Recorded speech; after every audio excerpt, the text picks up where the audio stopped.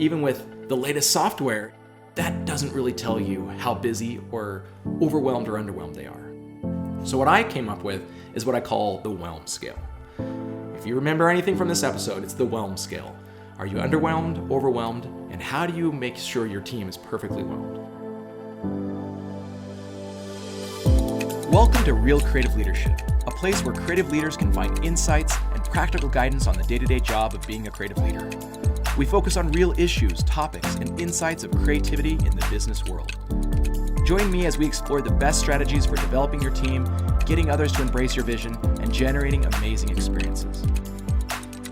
This webinar series is produced by the Stoke Group. I'm your host, Adam Morgan, Adobe Executive Creative Director and author of Sorry Spock Emotions Drive Business. And this is Real Creative Leadership.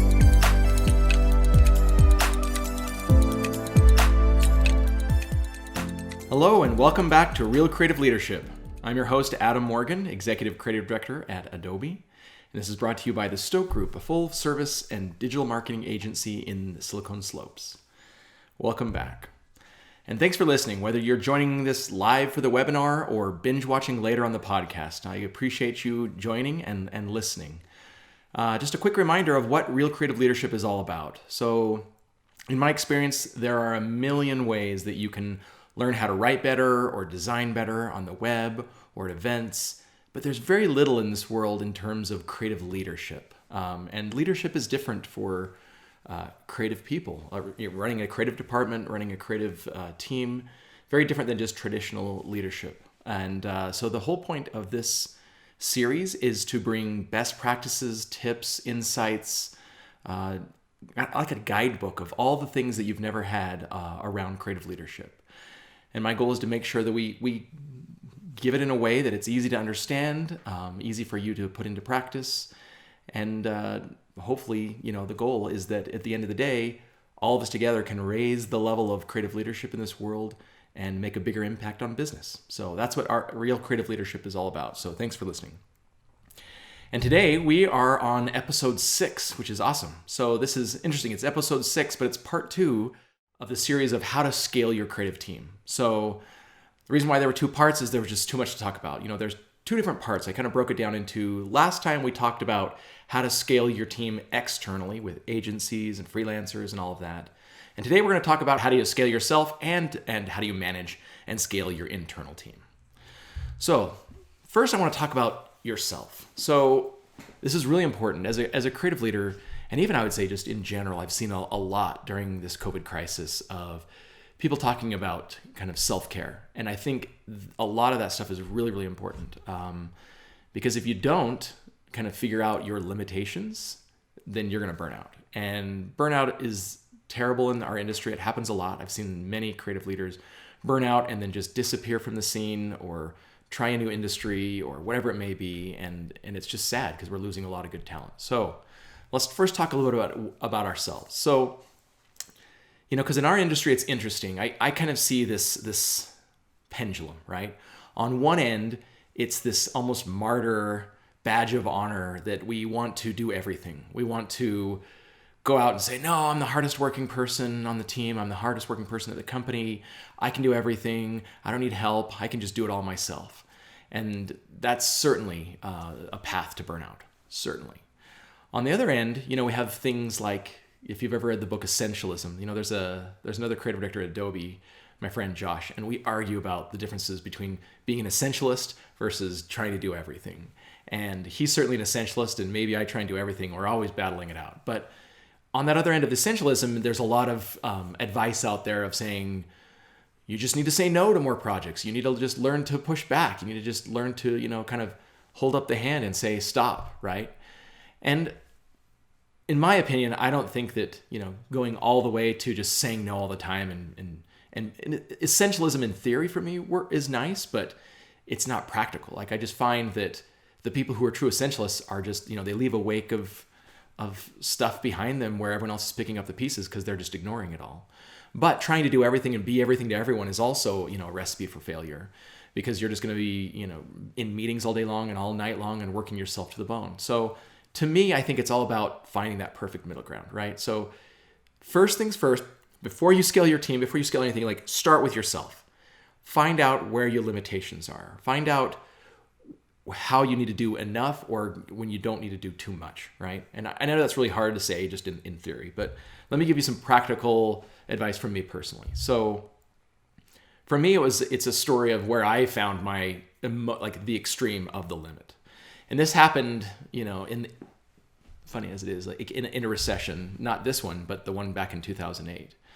And back then I was working in an agency. I was an executive creative director of an agency in Utah. And during that recession, it just seems like we had layoffs. There were a lot of people left. There was not as many resources. And I found myself in a position where I had to take on the responsibility of multiple jobs because we didn't have enough people, or we couldn't pay enough people to do all of it. And so I ended up working, and from what I remember, there was a 3-week period that I worked so many hours and I worked so long and so hard. It was like 100+ hour work weeks. And in that 3 weeks, never once did I see my family. So my wife and kids, I never saw them. And here's the crazy part. I wasn't out of town. I wasn't like off on a video or a TV shoot, for a week and a half. I wasn't gone, in some event. I was here and I was home. The problem is I spent the night at the office several times, or I'd come in super, super late and wake up super early in the morning and take off. Or I even spent the night on a couch at a video editing, bay somewhere when we're putting together some film. So the short of it was, like, those 3 weeks, I didn't even see my family, and I worked so long and so hard that I kind of consider that like my dark days. It was just way too much. Like, that was the absolute limit. And I know it was terrible. I know, like, that Saturday after those 3 weeks when I first actually was home, I just got a note from my wife, and she said, "Peace out, you take care of the kids, I'm gone." And so, because she hadn't had a break either. So she took off, and I saw her later that night. But to me, the whole moral of that story is that I never, ever, ever want to get to that place again. I never want to work that hard. Like, that is just working myself way too hard. And it's just a formula for burnout. And so I want to definitely, like, anytime things start to get close to that, I need to put in limits. I need to, again, swing back to that balance in the middle and not just be a hero and work my guts out just because that's our industry, right? So never want that to happen again. But I also don't want, the other extreme, which is you're not working enough and then you don't have a job and there's nothing to do and you're not making income. So finding the balance is really critical. So I'd encourage you, I don't know what your limits are on either end, but if anything, it's just take some time to think about it. What are my personal limits, top and bottom? What can I do to help balance things out a little? And this is not something we just do once and you're done. I'm doing it all the time. Even right now during this COVID work from home thing, as you can see, I'm recording here in my front room. It's for me finding about, like, because you're so accessible now to everyone. How many meetings should I take? Should I schedule time for myself? Early on in this whole thing when it started out, I was just packed with meetings, day and night, and I was not getting a break, and I was going stir crazy. I think I'm getting a little bit better at it now, where I'm, finding limits of where I can scale myself and I can work hard and do stuff, and then where I need to do some self-care and I need to go, do something different and just get away from the monitor and all the meetings and all that. So step 1, figure out your limits. All right. Now, another element that you have to keep in mind with this is, one of the biggest issues I see with creative leaders, especially young, new creative leaders, is that they try to do it all themselves. Like, they definitely push for that hero mentality. And I just want to let you know, one thing that's really important is, at this point, if you're a creative leader, you're no longer being judged about how many hours you work. Instead, it's the overall value of the project. Meaning you don't have to show that you're a really good manager, a really good leader, you don't have to just pull all-nighters all the time and then just show up with the team and be like, look what I did, right? In fact, in my opinion, that's a sign of bad leadership, right? You shouldn't be extending yourself too far.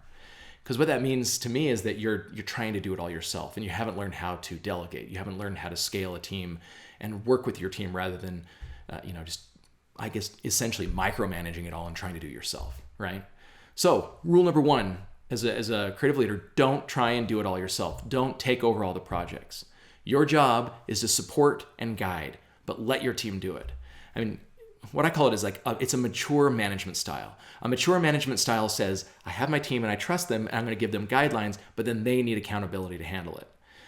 A non-mature management style would be, here's the things and they're not doing it. I'm just going to take it back, do it all, rewrite it, redesign it, re-edit the video, find the music myself, and then give it back to them. And it's just like the whole thing of like teaching someone to fish. Like that's not teaching them how to fish. That's just grabbing all the fish for yourself, right? And maybe in our culture of marketing and advertising, it is a very competitive environment, and you're used to like kind of proving that you're the best and the most awesome. But a good mature management style is to guide, is to give, feedback, give a vision, show them where you need, to try different things or not do certain things, and then let them do it. And so part of your job is just to get out of the way and make sure they feel that ownership. Because if they're worth their salt, they will step up. They will show their own accountability. Otherwise, you're just enabling them. So something important to keep in mind. Some of the phrases that I hear around this kind of stuff is, oh, it's faster, I'll just do it myself, right? Like I want to help my team, but it's just, we don't have time, so I'm just going to do it myself. Like if you hear yourself saying that, it's a bad idea that you're not scaling. You're not scaling yourself right. Or maybe you're just going to say, it's a matter of resources, or whatever it may be. The truth is, you need to find a way to scale your team, and you need to teach and guide and give vision. And this is also true not just with your internal team. This is true with agencies you work with. I see this happening all the time, where working with an outside agency, and instead of just going through the hassle, they're like, oh, we'll just take it in house and just fix it up and then show them what it was.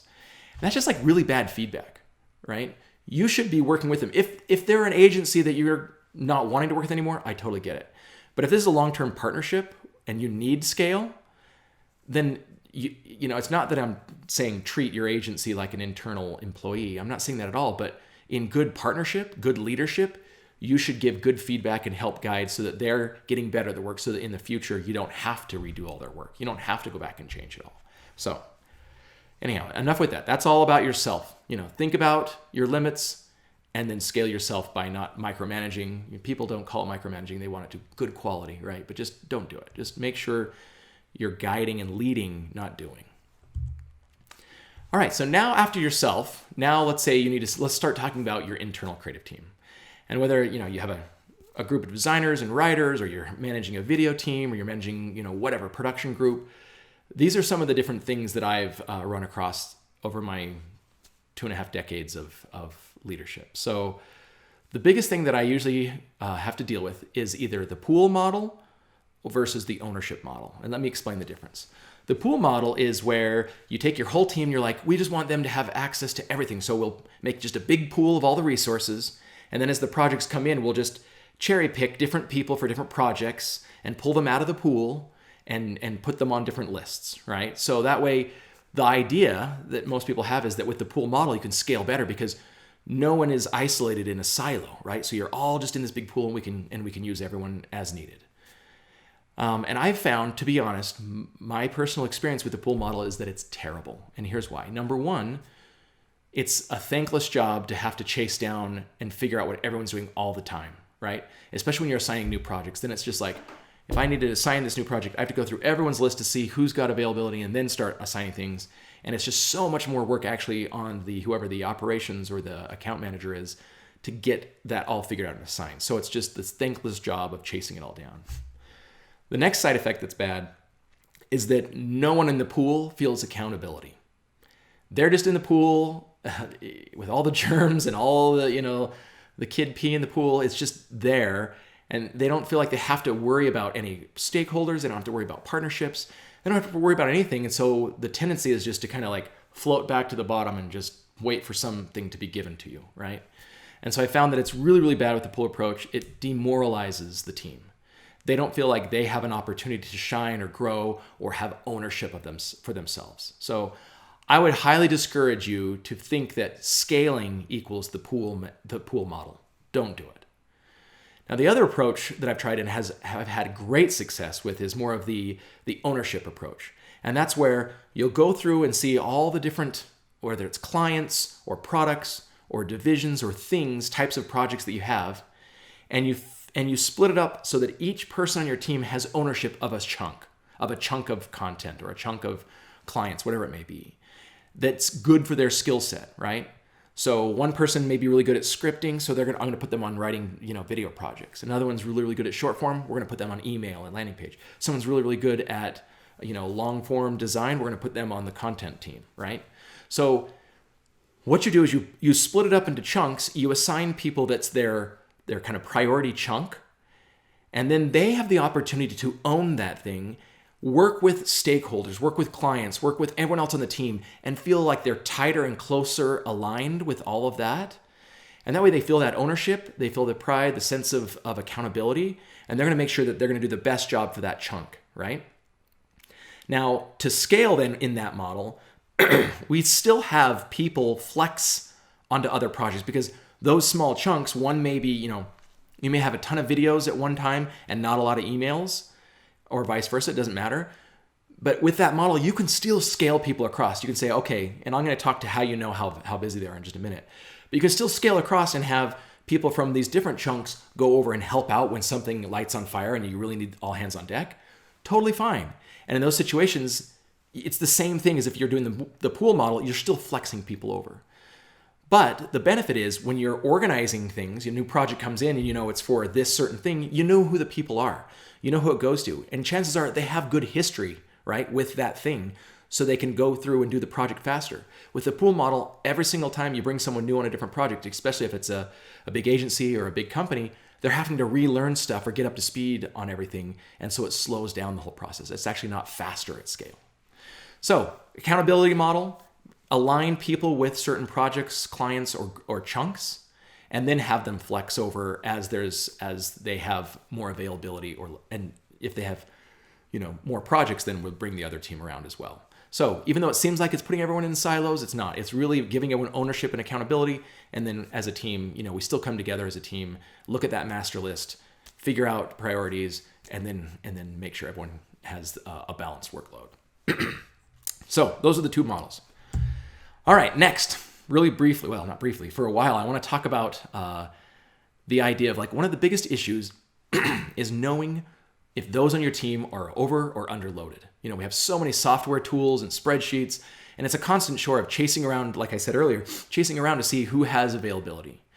And while I am a big proponent of the master list, I want to see the full list of all the projects we have and who's assigned to each of those projects. But sometimes, even with the latest software, it'll just list everyone's name. You can go to your Trello cards, you can go to your Workfront, you can go to whatever project management software you use, and you'll see a person and the list of projects they have, but that doesn't really tell you how busy or overwhelmed or underwhelmed they are. And I'm going to get into that more in just a detail. And the reason why is because on that list, maybe half of the things are already out for review, right? Or maybe half of the things are fast little 1-hour projects. And then you're trying to compare just by a list of names of projects to someone else's list. And even if you say you're doing a sprint model where you're like, okay, we're going to do big chunks, medium chunks, small chunks, or somehow give points to these things, even if you have equal points, it's still hard to know when those things are actually in process or due, or you're waiting on feedback, all that kind of stuff. And that's just the project list. There's so much more to how overloaded or underloaded someone feels. So what I came up with is what I call the Whelm Scale. And the Whelm Scale is, it's really trying to figure out all of those elements that go into play into making a person feel overwhelmed or underwhelmed. So what you're seeing here now is just a Whelm Scale I came up with when I was at agency. And it shows a lot of different, it's kind of an eye chart, but at least it shows a lot of different elements that are at play in knowing how balanced you are.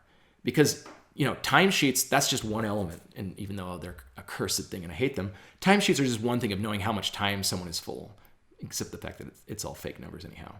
But knowing the number of projects, the number of major deadlines, minor deadlines, how many big presentations, because there's a lot of prep work and getting ready for a presentation, even if you've already done the work on the project. Timelines, number of projects, meetings, how many big meetings are you in? For example, for me, I may not have a huge list of projects for my team, but I am in meetings all day. I could have 6 to 8 to 10 meetings a day, in half-hour or hour chunks, and I'm really, really busy because I don't have the time to be working, on writing or designing or anything else. I also have in here late nights. How often are people staying late, or they're going home early, or they're taking, the ability to take lunch. And even though that sounds very extreme in that I don't want to perpetuate people feeling like they have to stay late or they have to skip a lunch or any of those things, but it's all of this stuff combined is really what gives you a good measure of how whelmed you are. And then here's the next best part about the Whelm Scale is Unlike our project management lists that just tell us how busy a person is, the Whelm Scale is self-reporting. And the reason why this is important is if, let's say, I just went out to everyone on my team and said, hey, are you guys overwhelmed or not? Inevitably, I guarantee the person who says they're overwhelmed or feels overwhelmed probably has the least amount of projects. And the person who's not overwhelmed but asks for more and is eager, they're probably the rock star that has a ton of projects and will continue to take more projects. So that's not a really good indication of who's got more, who's got less. But when I created the Whelm Scale and I say, look at this, in the middle, 5, here is the average amount. Here's what a whelmed person should have, the number of projects, the number of hours, the number of meetings, the number of things. They can see how they can compare against all the other people on their team. And they can say, okay, even though I feel overwhelmed at 2 projects, I'm looking at everyone else and they're not overwhelmed until it's like 10 or 20 projects, right? So this helps balance out the load so you get an equal amount of whelmness from each of the people, each person on your team. So the way this works with the Whelm Scale is when we have our weekly meeting and we can go through all the lists of projects, as we're assigning new projects out, first we want to check and say, all right, everyone self-report, what's your Whelm Scale? Once you see your existing amount of work, are you at a 5? Are you at a 2 or a 3? Are you at a 7 and 8? We'll get a sense of how whelmed they are, and they report back and own the accountability on that based on the scale of everyone else. And then when we know that, then we know we can add more projects to different people or take projects away or flex resources one way or another. Super, super helpful. And for me, it's been a great system of kind of taking all of those things into account when you're really balancing your team. So if you remember anything from this episode, it's the Whelm Scale. Are you underwhelmed, overwhelmed, and how do you make sure your team is perfectly whelmed? What I would encourage you to do is you could take a snapshot of mine, but go back and really think about your business, your team, and what kind of things, what kind of projects, how much time, how much energy, types of presentations, all those things. Make a scale for your own team that you think is important, and then balance it all out and then present it to your team and have them self-select where they stand. So that is the Whelm Scale. All right, so we've talked about how do you scale yourself, how do you scale your team, how do you balance everything, make sure it's all good. The last thing I want to talk about is how do you use technology to help scale. So I'm not just talking about project management systems. We'll do a whole separate episode on that because there's a lot involved with that software. But more, I just want to talk a little bit about, as a creative team, we use tech in a different way, meaning when we're doing projects and we're designing and we're writing, there's a lot of assets from fonts and art and all the latest stuff. And there's so many assets out there. There's this idea of what we call content velocity, where there's 10 times more the number of pieces of content that we have to create today than we did maybe 5-7 years ago, because of all the channels and all the social and everything is just like this proliferation of more and more channels and stuff. And so as a creative team, we have to create a ton more stuff. And so, certainly early on in my career, using technology in the right way to scale your team was, all right, how much time do we spend wasting time running around trying to find the right font, or running around trying to find the latest version, make sure we got version control issues, or how are we saving things to the server so that we are using the right naming conventions so it's not screwed up when we're wasting time searching and searching and searching for old files. So I would say the next step after you've kind of figured out you and your team is to make sure that your technology is in place. Make sure that you can handle content velocity. And there's a lot of ways to do that. Today we have digital asset management software. We have, DAMs. And you could set something up where all your assets are there and it controls version issues. You don't have to search for art. You don't have to search for anything. It's all there and easy to find. There's also, ways that Adobe, and I'm not saying this because I work for Adobe, this happened before I started working there, where they've organized everything in the cloud where all the fonts are synced. You can sync up with your team through all of your libraries. You can make sure everyone's on the same page. You can really share all of that stuff. And it really helps with what I call computational design. I don't call it, everyone calls it computational design. And computational design is moving away from just doing one-off things where I go out and I do a print ad. And instead, if I have to create all of these banner ads in a million different sizes and websites and landing pages and emails, instead you have all of these tools, whether you're using Adobe software or you're using, whatever asset management you have, but it's finding ways to build a machine so that you have all the parts and pieces there for you, and then you don't have to waste time chasing stuff around. And also the way you build it. Like, think through the way your team builds stuff. Maybe Maybe you just need to build, core art pieces or content chunks like, headlines and chunks of body copy or little video snippets, and create all of these chunks. And those chunks are created by the team.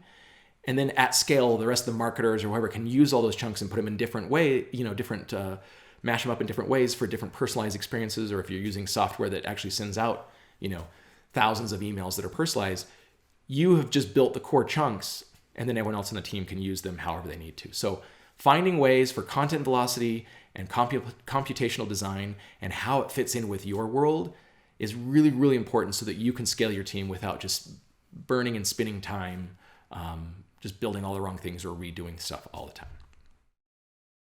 Thank you for listening. That was some tips and tricks on how to scale you and your team internally. So we're going to do one more session on scaling. I know the first was external scaling, and then this time I talked about internal scale. And next episode, I'm actually going to bring in a B2B expert, AJ Herrera, who's the VP of Brand and Advertising at VMware. And he's got some great advice on how he scales his team. So the next session, episode 7, we're going to bring someone in, AJ Herrera. And I just want you to listen in on our conversation, and we're going to talk about how you scale and then how you manage all this stuff. Because me just talking all the time is just philosophy, right?